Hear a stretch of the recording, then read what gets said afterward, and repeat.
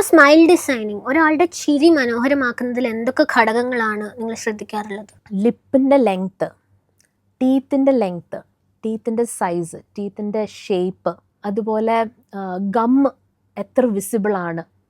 ഇപ്പം ideal smile എന്ന് പറഞ്ഞാൽ ചിരിക്കുമ്പോൾ കുറച്ച് ഗംസ് കാണണം, കുറച്ച് പല്ല് കാണണം.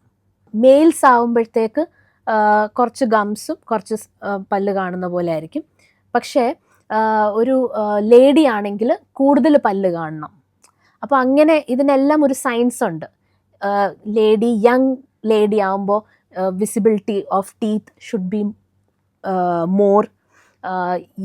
യങ് മെയിൽ ആണെങ്കിൽ visibility of teeth should be more, പക്ഷെ not as much as a lady. Old patient ആണെങ്കിൽ അവരുടെ പല്ല് കുറച്ച് തേഞ്ഞിരിക്കും, കുറച്ച് പല്ലേ കാണത്തുള്ളൂ.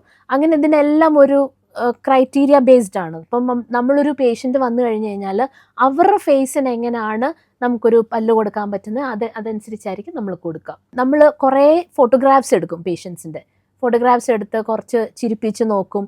ഒരു ആൾക്ക് സോഷ്യൽ സ്മൈലും ഉണ്ട്, എക്സാജറേറ്റഡ് സ്മൈലുണ്ട്. ഇപ്പം സോഷ്യൽ സ്മൈൽ എന്ന് പറഞ്ഞു കഴിഞ്ഞാൽ ഇത്രയേ ഉള്ളൂ. എക്സാജറേറ്റഡ് ഹ ഹ ഹ ഹ എന്ന് പറഞ്ഞ് ചിരിക്കുമ്പോഴത്തേക്ക് മോണ എത്ര വിസിബിൾ ആവുന്നു എന്ന് നമ്മൾ നോക്കും. അപ്പോൾ ചിലർ സോഷ്യൽ സ്മൈലിൽ നമുക്ക് ഒന്നും മനസ്സിലാവില്ല, ജസ്റ്റ് പല്ലേ കാണുന്നുള്ളാവും. പക്ഷെ അവർ വലിയ വായിൽ ചിരിക്കുമ്പോൾ അവരുടെ മോണ എല്ലാം ഇങ്ങനെ ഉന്തി കാണാൻ തുടങ്ങും. അപ്പോൾ അത് വൃത്തികേടായിരിക്കും.